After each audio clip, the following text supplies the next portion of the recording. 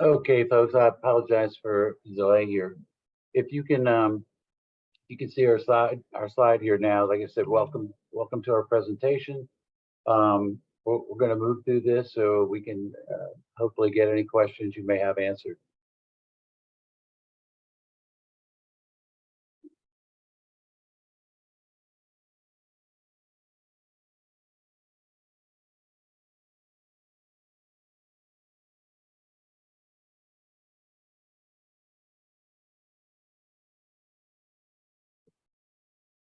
Okay, part of what we're trying to do here is enhance safety along Tuckerman Lane by reducing the crossing distance across the roadway. Michael Paler has prepared a little slide from one of his visits to the field. I'll let him narrate. Yeah, so good afternoon, everybody, and thank you so much for joining us. I know that there's been a lot of dialogue and discussion on this project lately.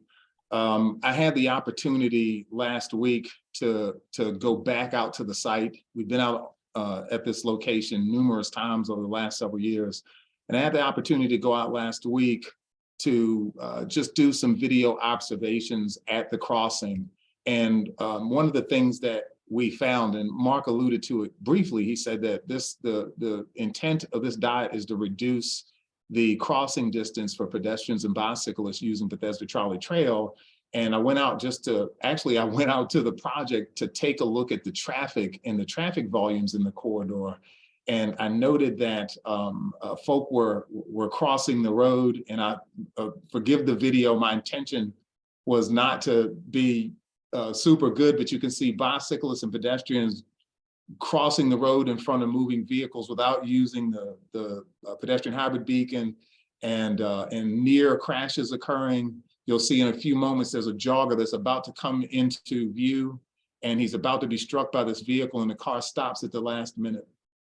So, you know, in looking at this, if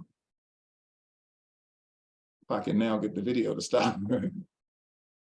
In looking at this, we decided that it would be appropriate to take a little time to look at a pedestrian hybrid beacon safety video that the state highway, that Montgomery County put together for us.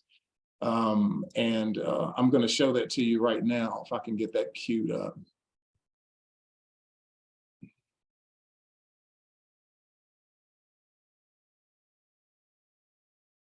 I hope everybody can see my video.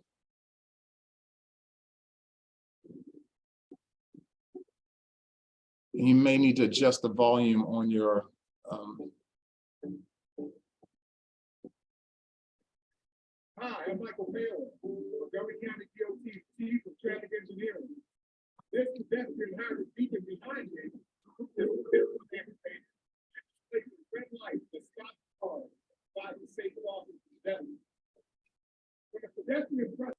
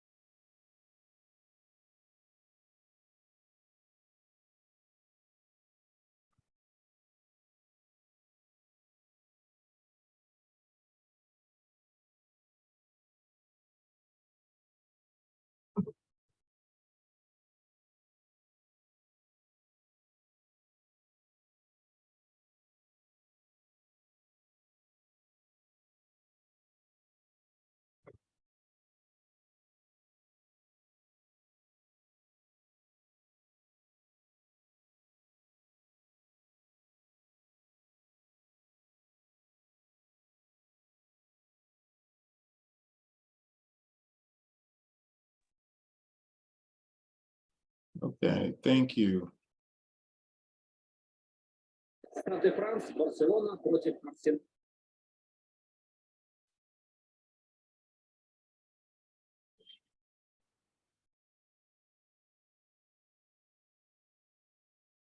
Mark, are you able to put the Yes. presentation back up?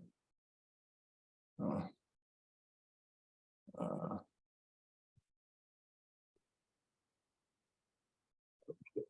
I see everyone said that when I muted myself, it demuted the video. I didn't know that. Okay. So maybe we'll go through and maybe at the end, I'll cycle it back through and we'll watch the video again.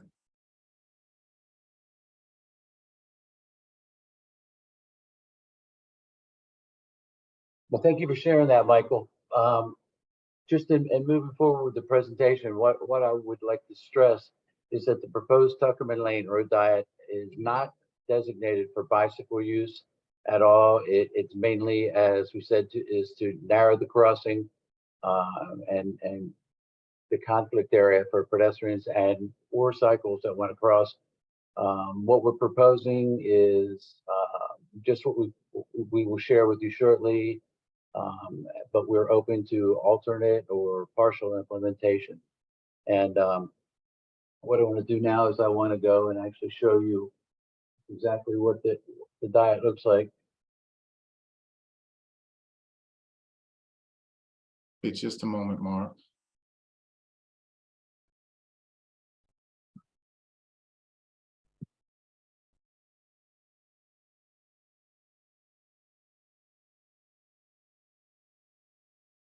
I'll share my screen.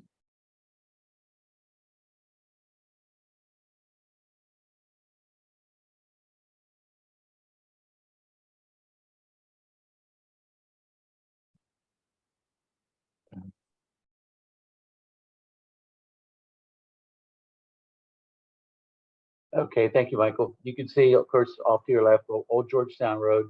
The actual reduction of the lane will not actually begin until we get east of Gloxina Drive. You can see what we've done here is we've converted the rightmost lane to a right turn only lane, so that if you're in the curb lane heading towards Gloxina, any vehicles in that lane will have to turn right.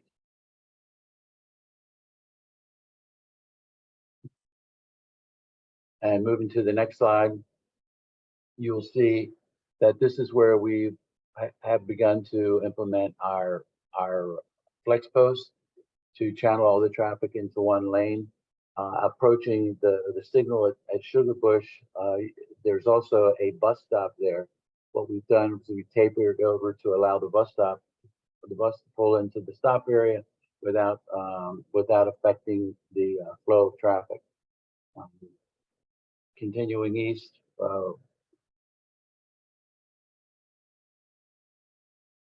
once again, we've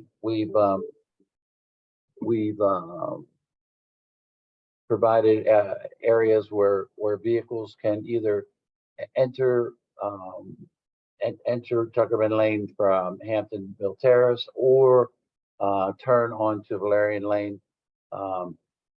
And same thing for vehicles turning right from Valerian Lane.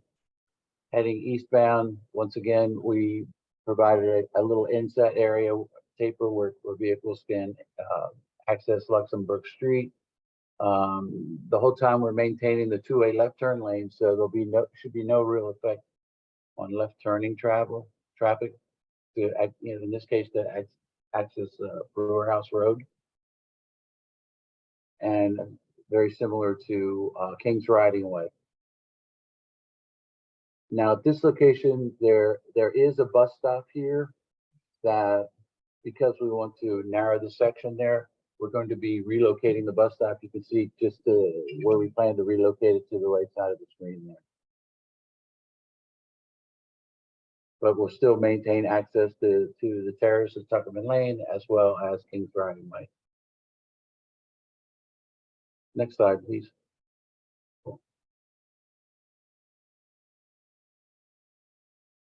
And continuing to proceed east, you can see that motorists are provided the two-way left turn into Tuckerman Heights Circle. They can also westbound traffic can make the right turn.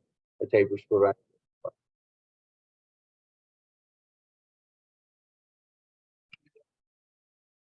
Okay, putting groves in place. We provided once again an area where where the right turning vehicles can separate from the flow through traffic, and further moving to the east.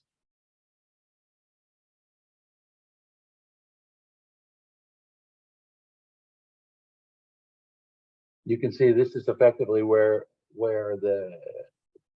once again for vehicles approaching from Rockville Pike, the diet doesn't really start to occur until after Tuckerman and Hargan. Where it's a right lane just becomes a right lane must turn right. Any through vehicles will have to channel into the left lane, into the leftmost lane, which will become the single lane.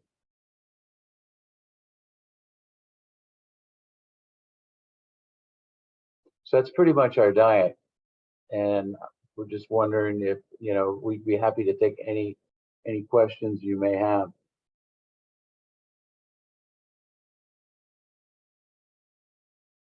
Okay, we do have several hands raised here today. First, we'll hear from Jennifer Z. Jennifer, can you unmute yourself? Yeah, can you hear me? Yes. So I guess I have a bunch of comments here. One thing that's really surprising to me is that the intention here is not to create bike lanes. And I have a bunch of issues if there were going to be bike lanes. But are you aware that particularly on the weekends, packs of riders use Tuckerman, I guess, as a cross through going over to Potomac and back and forth to Beach Lane? If you're not creating bike lanes here and putting this road on a road diet, what are you going to do with all those bikers who now use one lane of traffic, particularly on Sunday mornings? Well, you're correct in that our intention here is not to create bike lanes. If you a check of the bicycle master plan actually calls for a bike path along the right side of the roadway, but actually behind the curb. So that's the intention. And that option is always available to them. But in the meantime, we're going to have a situation potentially where packs of bikers are going to be on the only part of the thoroughfare that cars are using on the weekends.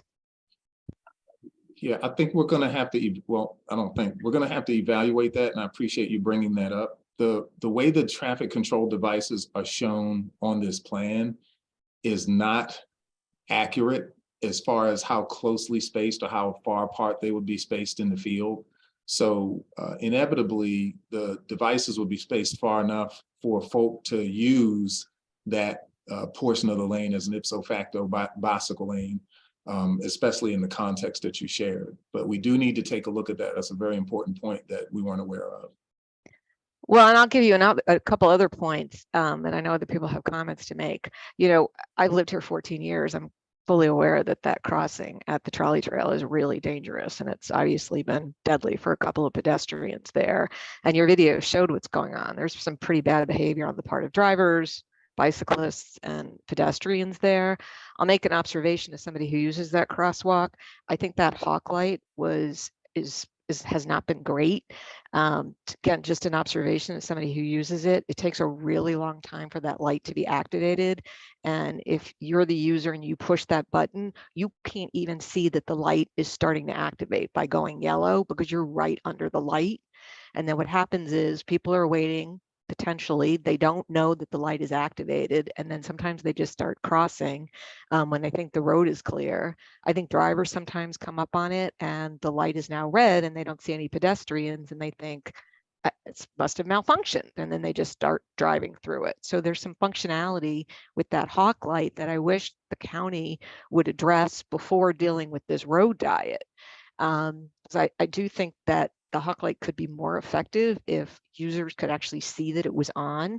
I think it would be really helpful for people to have sort of a flashing light that says, wait 5 seconds and the light will be on, or something that tells them that it's actually working there. And this has been my biggest point on The problem with this crossing here is not just about pedestrians and what they're doing in that crosswalk. It's cyclists who are coming down that trolley trail.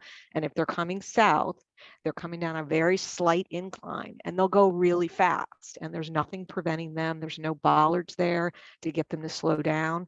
Cyclists who go through that crosswalk aren't always looking for pedestrians. Some of the bikers who are on Tuckerman Lane do not yield the right of way to pedestrians who are crossing that crosswalk. I mean, I just think the design of having a walk right there at the bottom of the trolley trail is sort of a recipe for disaster. And I'm all for safety here, but I just think there's some other designs that would make more sense than putting a road diet here. Yeah, thank you for that.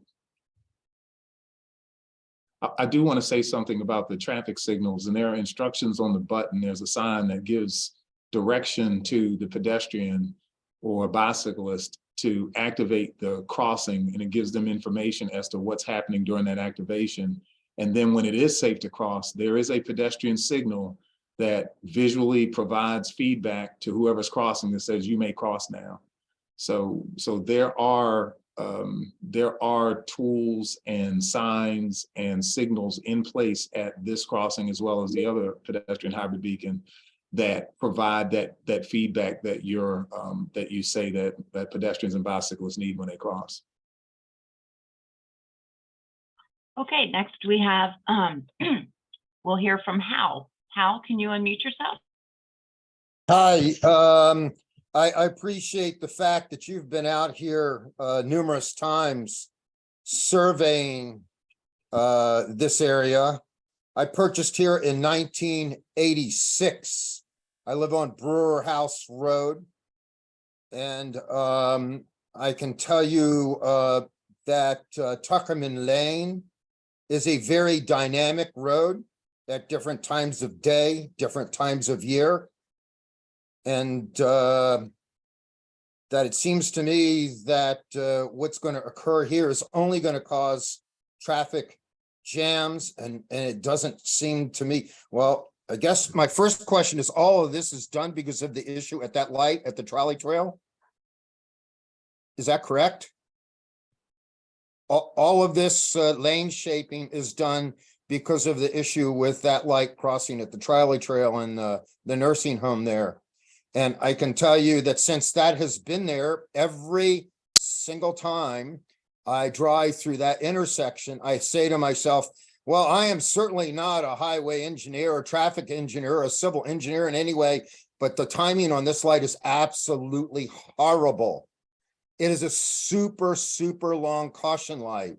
So when you push that button, all the cars stop. They don't think caution, don't go through. They think stop. And then you have this really super long, and then the pedestrians think, well, the cars are stopping, so they're going to go, but they're going in a caution position, not in a stop position. And by the time the light turns red, those people and bicycles have already crossed the intersection, and those people sitting there are sitting there at a red light for nobody going through. And it absolutely serves no purpose the way it is designed right now, except for to make people not want to use it because it's designed so poorly. So I think that if the whole point of trashing Tuckerman Lane with these white posts and destroying and causing lane backups and traffic jams at higher volume times a day or bad weather times of day makes no sense at all. That's my 2 cents. Okay, thank you, sir. Next, we'll hear from Della S. Hi, I was just wondering, having been involved in the White Flint redevelopment plan, where the entire premise of allowing all the excess development in the White Flint area was to create the cross streets and the grids. And now you're coming along and shutting them down one by one. That makes no sense whatsoever. And my other question is, how much is all this going to cost us? Because it seems to me that the issue is at one intersection, and there where the Bethesda trolley trail crosses. And it seems like rather than screwing up an entire roadway, something could be done at that intersection.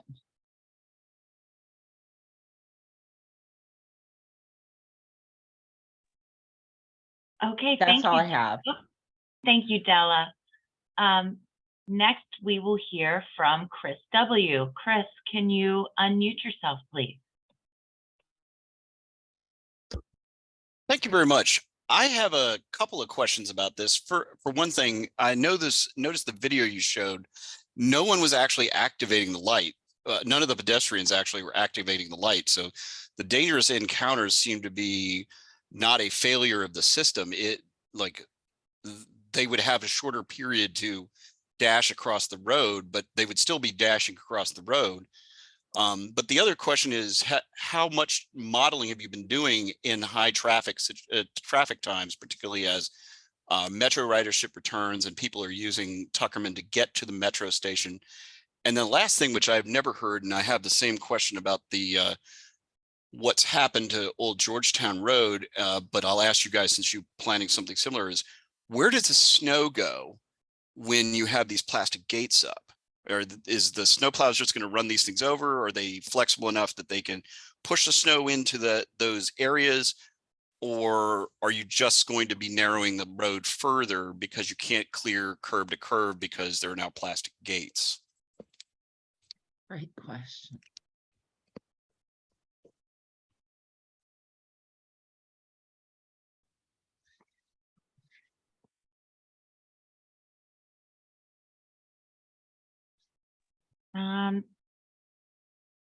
Okay, next we will hear from Artur Khalil. Can you unmute yourself, please? Hi, I've been in the area for over 20 years, and I myself am an architect and urban planner, and I've worked on projects with, traffic reduction, bike lane, pedestrian access, all of that. And one of the things I've learned is communicating to the residents what the plan is actually about is very important, because I think a lot of people here were expecting a discussion about bike lanes, just like Old Georgetown, but that's not what it's about. It's about one particular crossing. And we're talking about doing lane reduction over a mile long for one problematic crossing. If this were a plan on reducing the length, the distance between both sides of Tuckerman on multiple points, that would make more sense to, reduce it to one lane where, between Luxembourg Street and Valerian or Gloxinia, there's another crosswalk, but that's not what's happening. We already have a stoplight at Gloxinia that was added relatively recently, and, that could be a possibility over at the trolley trail. I think the cost benefit in terms of usability of the street is just way skewed, and you're creating more problems to try to solve a problem that won't be, just because of behaviors, not because of the way it's designed. You're trying to out-engineer a problem that's not an engineering problem to begin with. It's a behavioral issue. I think there are more ways to go about perhaps reducing speed in that position. It's a bad position coming from Rockville Pike, coming downhill. People are speeding, they're not paying attention, and it is dangerous, I agree. But this is not the solution by any means. I think if there is another study on alternative ways to reduce speed, increase visibility in that crosswalk, that's the way to go. But not this. This seems like you guys got a Costco-sized order of these plastic posts, and you need to put them somewhere. So that's my commentary. Hey, well, we really appreciate your comments, and part of the reason that we're doing this and we're sharing this information is so we can get the word out. What I do want to stress is that this is a pilot, and this is something that is being done with the flex post is because it's something that if we find out that it starts to go sideways or something like that, we can pivot and potentially make modifications and or worst possible case take it up. But you're correct in many of the things you're talking about, in that there's a lot of behavior issues out here. As Michael showed us earlier in the video, there's behavior issues with the drivers. There's behavior issues with the joggers. There's behavior issues with the cyclists. Right now, we have a situation where you have 2 lanes of traffic, and because this road it has the capacity to handle it, those 2 lanes of traffic are moving along pretty swiftly. And that was pretty clear to see from the video. But in providing a pilot, will it slow down traffic? Yes, it will, but not to the point where we believe it's going to create congestion. So this is, like I said, it's a pilot. We're going to see how it works. We're trying to make the road safer. And I do want to apologize for the gentleman's earlier question. I was having some problems with my microphone, but snow. Although it doesn't seem to snow in Maryland anymore, snow would have to be a factor that we would have to deal with. We currently deal with snow with our bike lanes that we have all over the county, and they have flex posts as well. So it's just going to have to be something that we work with and we deal with, and we'll deal with it as it comes along. But thank you for asking the question. And excuse me, and this is Michael Paler again, and I just want to kind of add on to what Mark is saying by announcing that while this is a pilot, it is a proposed pilot. So this project is by no means set in stone. So I don't want you to get that indication from even Mark's monologue just now. It's not like we're trying to justify the project and say, hey, we really want to do this, or we're really seeking to do this, and we're trying to get your buy-in. We wanted to come to you with this plan for the very reasons that you all have expressed. If you have concerns about it, we want to know about it, and we want to determine internally and with our local officials whether or not we should advance this. So please keep that in mind even as we move through this particular meeting. Okay, next we'll hear from Elise Grossman. Elise, can you unmute yourself? Yes, hi, can you hear me? Yes. Hi, so my name is Elise Grossman. We've lived in the Grosvenor Park area for almost 20 years. I think we can all agree, everyone on this call, that the deaths, the injuries, no one wants that. And so I understand and appreciate that you're trying to do something about that. However, and I hope that you're listening, I don't think this is the way to go. As numerous people have said, there are numerous flaws with this problem. I mean, the big issue seems to be right with the Bethesda Trolley Trail for all the reasons people have mentioned. So maybe putting an actual light versus the beacon, whatever's there now, might be a way to go so that it just continually stops. Maybe putting something else to slow traffic, but just dieting the road is going to cause issues with traffic, cause congestion, cause so many more problems that I don't think it solves what you're trying to solve. I mean, the thing thinking about it is, have you looked at this at different times of day, different weathers, weekends versus weekdays? It seems like maybe you went out once or twice and said, okay, this is a problem, but it's a very different road depending on what time of day, whether it's a weekday or a weekend, whether it's raining. And if the issue is just where the trolley trail is, there has to be a way to address that without ruining the entire road for those who live there and who want to get home. And the last thing would be, maybe there's other ways that we can do something that satisfies everybody. So in certain parts in DC, the road changes depending on the time of day or something, but it just doesn't make sense to just diet the entire road when that doesn't solve the problem at all. So thank you. Well, thank you for sharing that. Okay, next we will hear from Sharon Schulman. Hi, can you hear me? Yes. Okay, so I have a lot of the same things other people have said. I've lived here for 35 years. And the issue is more behavior than anything else. I think it would probably be helpful if signs were put on the trail warning pedestrians and bicyclists that this intersection is coming up soon, that special precautions need to be taken because it's a dangerous crossing. And these are the behaviors that these pedestrians and bicyclists need to engage in to cross safely. And there should be visible, prominent signs to influence their behavior instead of just a button to push when you arrive. And that's it. So that might help with the behavior to essentially train the people crossing at that trail instead of trying to just control the drivers. And because behavior is such a huge part of this.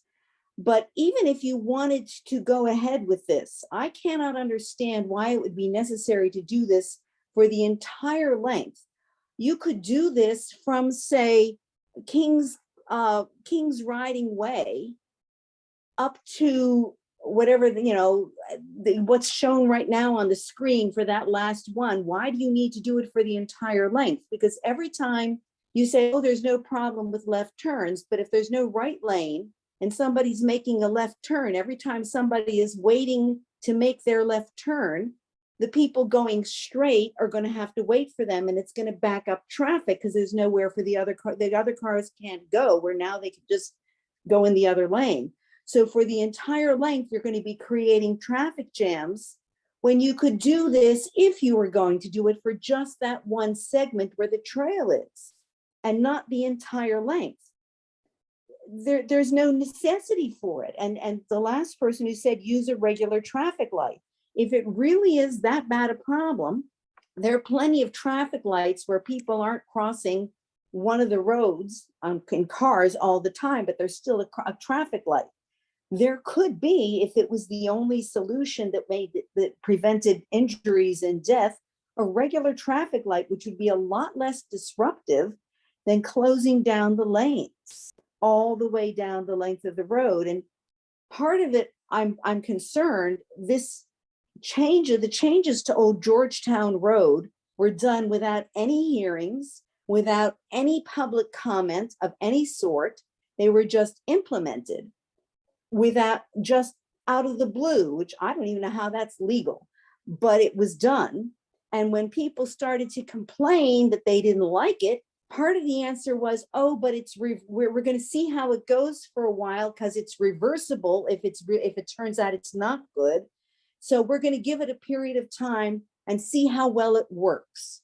Well, I don't know how that will turn out, but certainly it's only been a month or two since this was implemented, and nobody has yet seen the results of having this long road of Old Georgetown Road cut down the way it has been. And before you cut down another road that intersects it, maybe you might want to wait and see what the results are on Old Georgetown and not spend the money for another test. So let's see if it works. It seems to me overkill. I can't see why anybody thinks this is a solution to the problem. Thank you, Sharon. And I appreciate your input on Old Georgetown Road. Although this is really a venue where we want to talk about Tuckerman, and to give everybody else a chance to talk, I'd appreciate it if we just keep it to Tuckerman. Saying, look at the results of one before you do another. Okay, thank you. Thank you. If we could please keep our comments maybe capped at 3 minutes. We have a tremendous number of people with their hands raised, and we want to try to get through everybody and make sure everybody gets attended to. So next we'll hear from Douglas Frazier.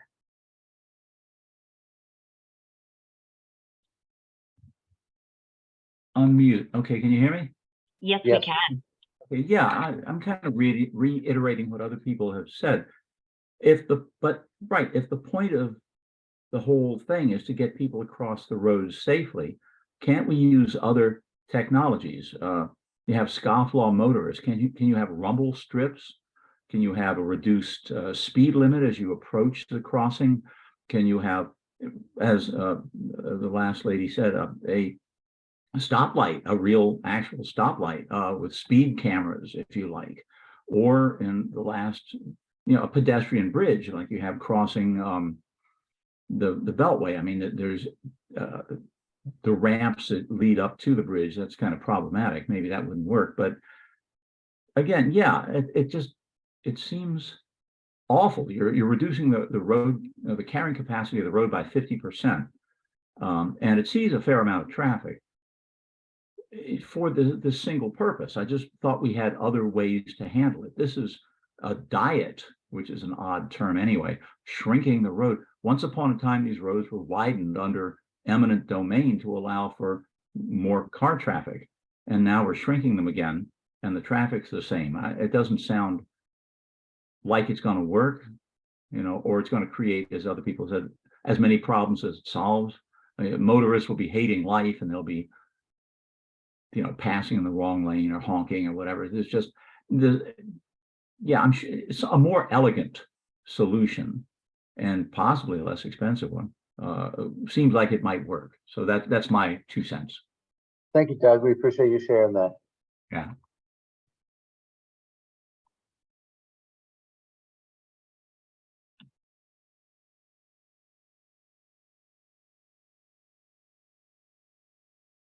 Hello.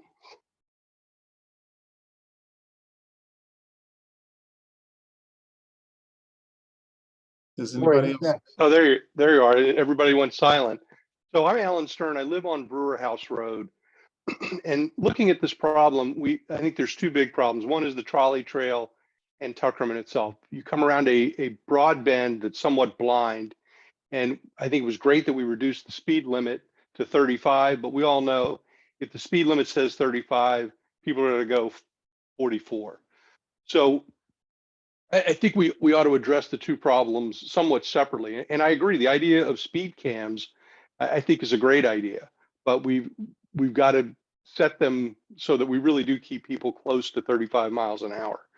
The other issue on the trolley trail, I think if we were to put even plastic bollards at the base of the trolley trail before you get to the sidewalk, and then at the crosswalk, that would force both pedestrians and bicyclists to think. When everything's wide open, people just want to go.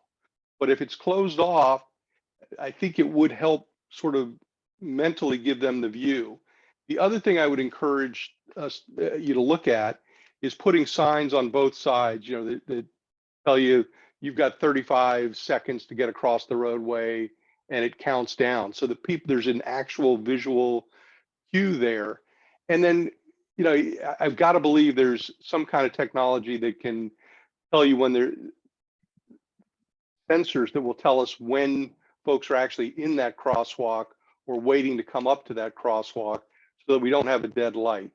And then another option, which I don't think is a great one, would be to essentially close off that crossing and move it to one of the places like Brewer House Road, where I will tell you in the mornings and in the evenings, it's very difficult to make a left turn out of the development, and you've got to use that turning lane.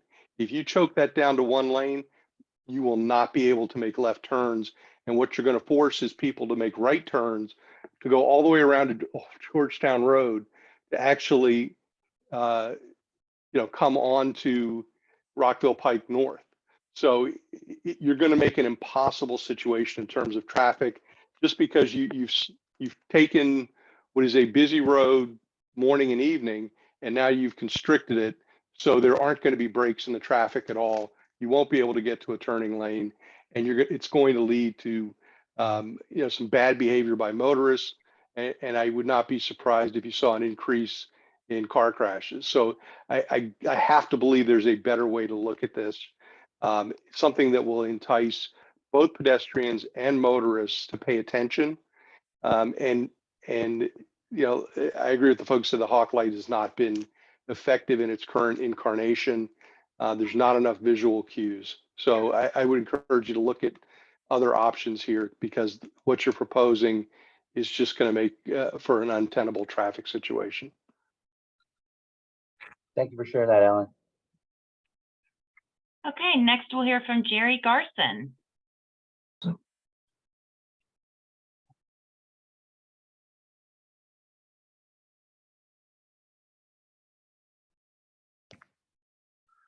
Can you hear me now?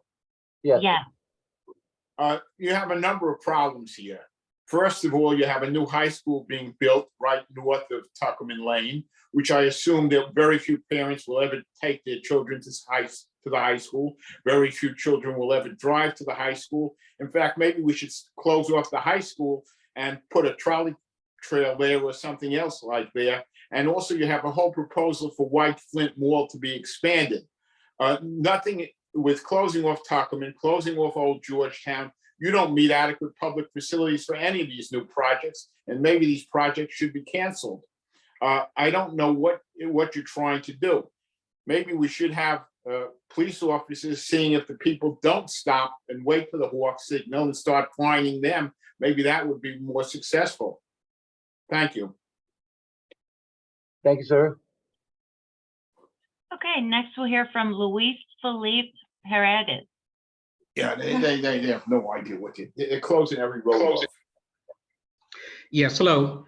And my first question was going to be what kind of, I'm an engineer. So the first thing I would look at is what is the design criteria? What is recommended standards? What are you basing your designs on? But based on what I just heard, that this is not for bikes and just for people crossing the road, I don't think that really has been done, or any impact studies, traffic impact studies, economic impact studies, quality of life. What is the cost to the people that live in the communities that go out into Tuckerman Lane, have to make a left to get to Metro, and then have that road backed up and not being able to make a left? The people will have to become an aggressive driver and start into the road to try and get in between a couple of cars, and because drivers will not want to give up that spot because they've been sitting on traffic, probably even closer, to a light or to Wisconsin, to Old Georgetown. I think that's going to generate a lot of aggressive behavior from the people that want to exit their community into a road, which is an access road to a metro station. So it's not just the communities on that strip of Tuckerman Lane. I think it'll extend all the way out to Cabin John, because a lot of people go to Metro. I mean, there's a big push to use Metro, and Tuckerman Lane is the access road to that for people that live west of Wisconsin Avenue. So I don't really think that has been thought about. If there had to be, if the entire objective here is to let's narrow the crossing distance, then has that been thought about for other places where there is a lot more traffic than at the trolley trail? Let's say, for example, at the intersection of any high school. I mean, I'm sure that at the intersection of Democracy, on both corners of Walter Johnson, you probably have 50 times more bicycles and kids crossing Democracy, but you would never think about narrowing down Democracy or Wisconsin next to Georgetown Prep School or anywhere else, really, because it doesn't really make sense to narrow the lanes in half so people could be a little safer crossing the street. I mean, like if you wanted to slow down traffic into Walmart on Black Friday, you wouldn't cut the doors in half, right? You would come up with something else, because it's really a behavioral problem. By cutting the doors in half, you're not really solving the problem. You're creating creating a worse problem. So this is really behavioral, and I think that the solution in any urban or suburban area for people crossing a wide road is to put a traffic light, a regular traffic light.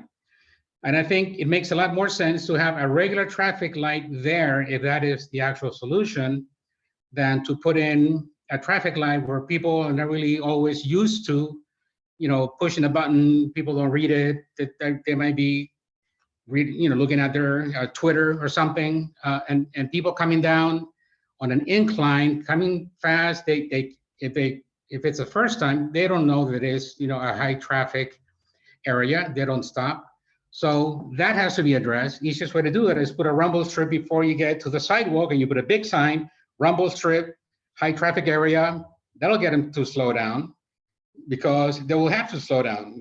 It's just like getting a little drowsy on a long highway going out to Rehoboth. I mean, you hit that rumble strip, you get back on track. So I think perhaps something like that. It was mentioned before. I think that's a great idea, or a regular traffic light, because people, like at any traffic light, they will stop.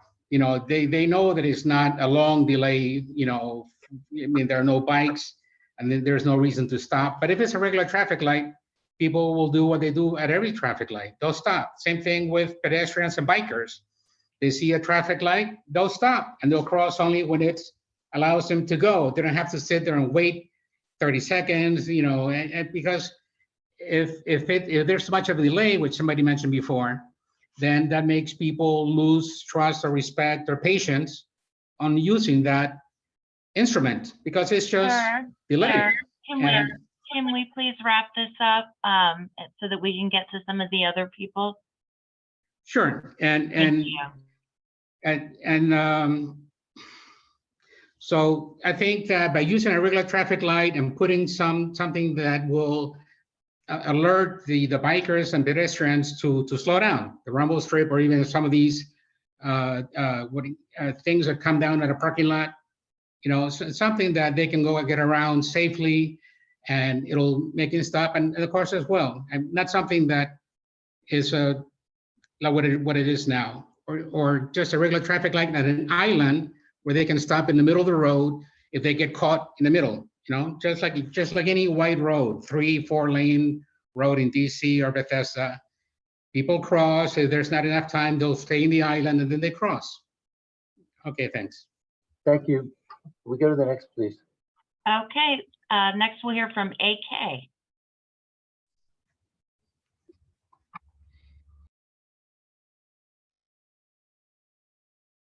Hi, yeah, sorry, it took me a minute to get off mute. I mean, I think you guys are getting the gist of it. It's probably not a single person on the probably 100 people that have their hand raised that actually think that this is a good idea.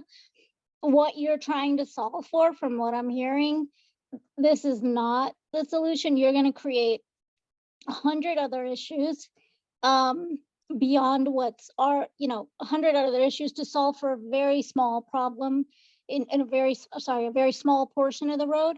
There's already a disaster that's created from Old Georgetown Road. Now you're going to reduce Tuckerman, so now you're going to create more of a disaster. And this whole area is just going to become one big gridlock. We're already seeing the impact of what was the disaster that's now Old Georgetown Road and the impact it's having everywhere else. You do this to Tuckerman, you're going to create so many more issues than what you're trying to solve for. I beg you guys to reconsider this, because you can tell from this call, there is not a single person on this call who actually thinks that how you're going to do this is a good idea. I think there's been some good proposals made today. Traffic light actually sounds like the best idea to me. People will stop at traffic lights, pedestrians will wait till there's a red light to cross. Just do that, but don't ruin an entire roadway to solve for something small. I mean, it's ridiculous, and it makes no sense whatsoever.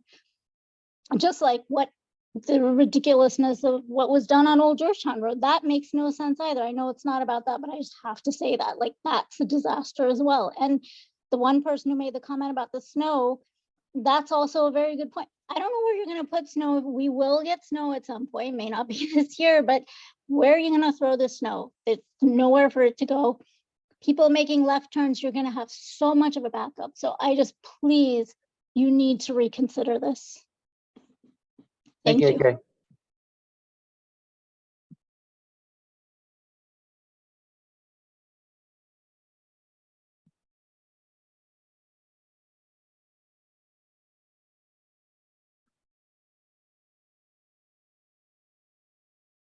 Lori, who's next? Sorry, my participants disappeared, and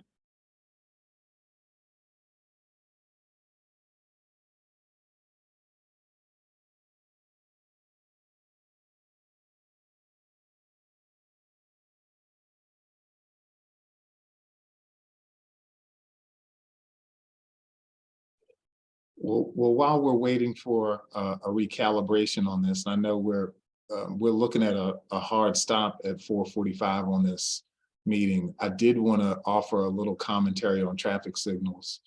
There seems to be a lot of support on the call for placing a traffic signal instead of a pedestrian hybrid beacon. And just a couple of things to note, that the pedestrian hybrid beacon is based on traditional traffic signal operation and actually has a shorter cycle length and wait time than a traffic signal would have. And I've heard folks say on the call that people will stop and wait for a traffic signal. The functionality that is established with a pedestrian hybrid beacon for pedestrians or bicyclists who are crossing is precisely the same as a traffic signal. So if we carry that to a logical conclusion, if folk are not respecting a pedestrian hybrid beacon, pedestrians and bicyclists, I mean, they will not respect a traffic signal. They'll do basically what you saw in the video that I captured. But again, I want to make sure I emphasize this point. This is critical. We are here today to get your comments. We are not here to try to convince you that this project is good and that we're advancing it. The reason why we're here is because we wanted to hear what you had to say about it. We wanted to hear what your thoughts were. We wanted to hear what your concerns were. We wanted to hear what your opposition was. We wanted to hear why you thought it might be a good idea. And I certainly appreciate you all being frank and open in telling us what your thoughts are. But I do want you to make sure that your takeaway from this meeting is not that the county is going to advance this project and you have to do everything you can to stop it. The intent is that you share your thoughts as you've been doing, and then we will take those thoughts and say, hey, this is the conclusion that we should reach based on all of the matters that we are reviewing and evaluating. And that's what will come out in the ultimate decision. So thank you all for that. Lori, did you get to get your? Michael. Okay, go Yes. ahead. Next, we will hear from A. Cholik.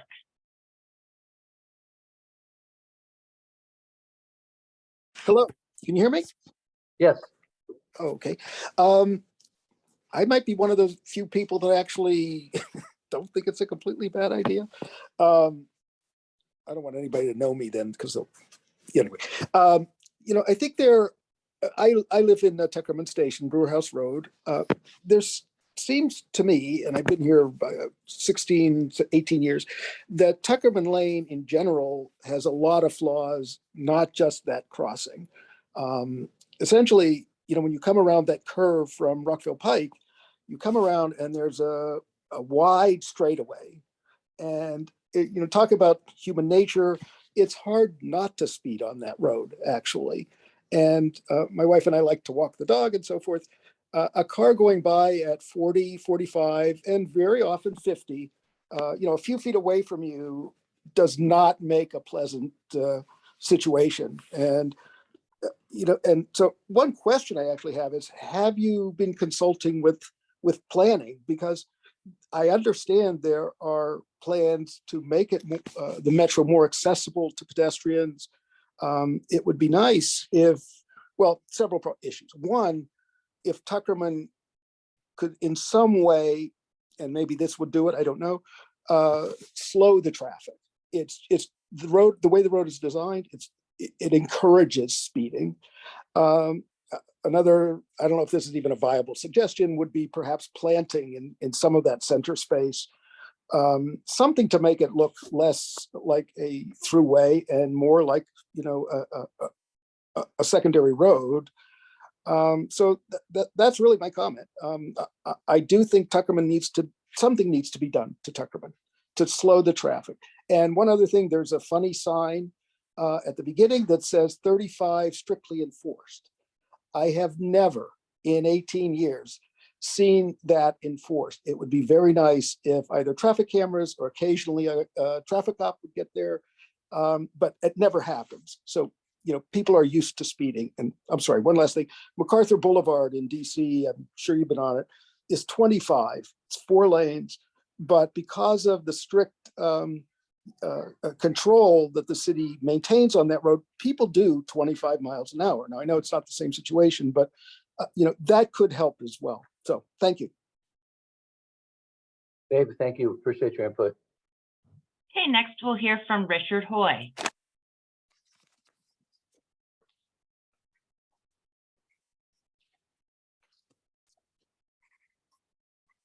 Hello, thank you.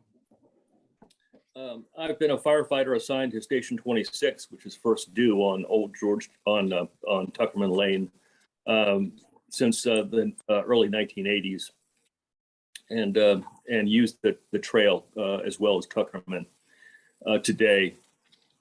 As was just said, I think excellently, the Tuckerman Lane is too high speed a road, and I support your project to try a road diet and see some of the impacts of that effort. I'd like to know more about the speeding behavior on the road and the volumes on the road, and what the crosswalks are like, because there have to be some crosswalks other than the crossing at the trolley trail. So I'm concerned about the safety of motorists and pedestrians and cyclists who might be crossing the street, dog walkers, and at various points along the length of Tuckerman that's affected by this project. Slowing the speed of traffic, I think, is a primary benefit of this work, and very essential, particularly in this high-speed corridor. The project, if anything, suffers from being too conservative. And I'd like to see what the next step might be in a design charrette with a outside contract or the planning department participating. We could see, I can see the benefit of some mini roundabouts at the junctions along Tuckerman to control the traffic more completely, and yet maintain a high volume flow, which is a legitimate concern that's been raised here. So I see a great benefit to this project, but it's too conservative and too focused just on this one crossing. Traffic lights just are going to fail here.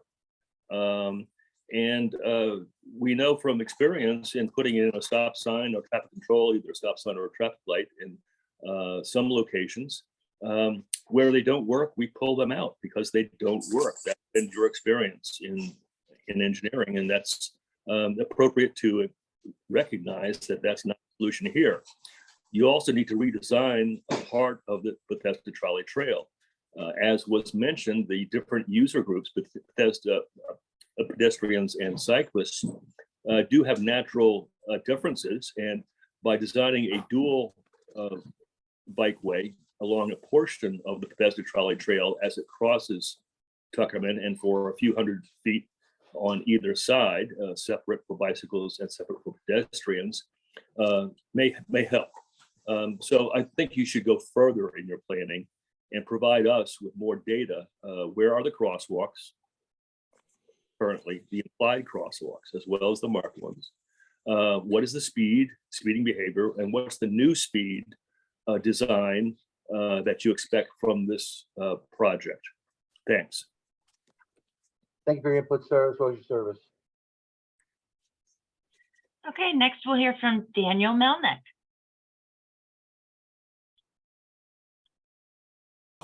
Yes, I have a unique perspective because I live in the community that faces both Old Georgetown Road and Tuckerman Lane. So we have both issues to deal with. First of all, I want to suggest that you work closely with the people in the planning department who have called another meeting to talk about pedestrian standards. Among the standards that they're proposing, one of them is that traffic lights in this sort of situation should be standard traffic lights. They call them actually recall lights rather than push button lights. A second suggestion that they're making is that where there's a a problem like this, the thing to do is raise the road a little bit at that point so as to slow down the progress of people going there. The third point I would make is that traffic cameras and traffic controls are really important. I think another thing you ought to consider is you cite two things. You cite Vision Zero, and you cite the condition of the road to the west of Old Georgetown Road. Well, first of all, to the west of Old Georgetown Road, the density of population is totally different from what it is in this area. In our community, we have 137 households. And among those 100, and in that same space, on the west side of Old Georgetown Road, you could probably fit about 10 houses. So that suggests that the area we're talking about is totally different. As far as Vision Zero is concerned, just look at the charts in Vision Zero. They nowhere resemble the proposal that you're making. So in other words, it's nice to quote Vision Zero for the goals, but in fact, you haven't adopted the designs that are present in Vision Zero. So I won't run on. I'll stop here, but I want to say one more thing. It's really vitally important, if you're going to make these kinds of changes, that you not limit your interaction with the public to this meeting. This has been a short meeting compared to the problems and the issues that will arise. There are a large number of other people who weren't here who are deeply concerned about it. And because of all of that, I'd like to ask you to do two things. First, extend the time for comment. 2 weeks is just not enough. Second, make yourselves available to meet with HOAs and individuals who live and work along this corridor and hear from them to a greater extent. I think you'll learn a lot. Thank you very much. Thank you, Daniel. Okay, we have time for one more comment. We'll hear from Jane Stern.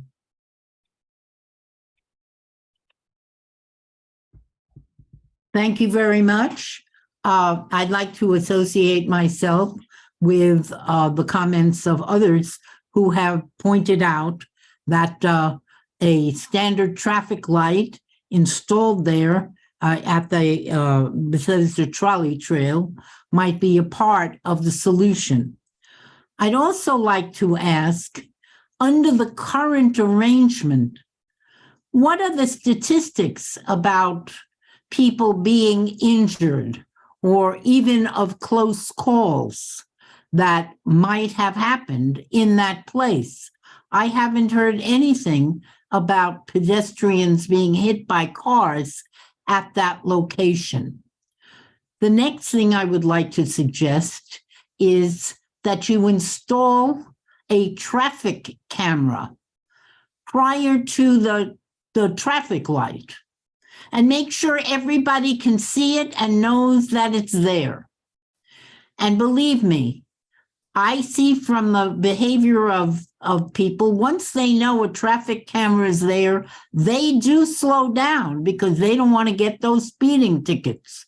So if that is your goal, you could certainly try out these lesser measures for a year and see if they work, instead of just taking the whole road apart and limiting its usefulness and its capacity for a whole year. I think that's a very unwise and extreme measure.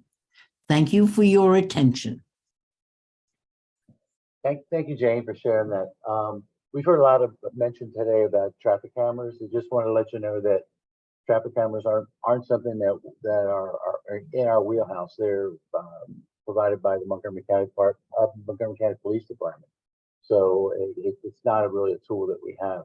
But one thing I would like to share is that, as Michael mentioned, this is not a done deal. This is something where we're looking for your input. This is something where we just didn't decide to throw this down on paper. We we actually did traffic counts during the fall period of last year. And, you know, we found that it was something that has the potential to work based on the total volume on the roadway. But as I said, it's not a done deal. What we do have, and we're sorry we couldn't get to everyone today, but what we have on the website for the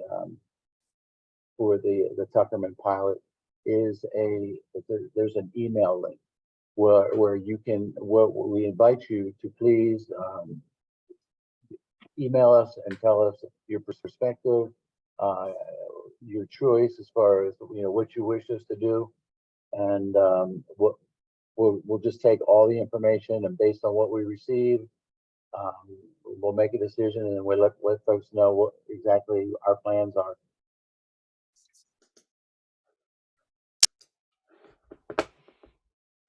Mark, can you put the web link to the project website in the chat, please? Yes. And I'll also include the video for the pedestrian hybrid beacon messaging. I was going to show it at the end of the call, but just so we're not holding folk up on the call, we'll make sure that there's a direct link for that too. Thank you.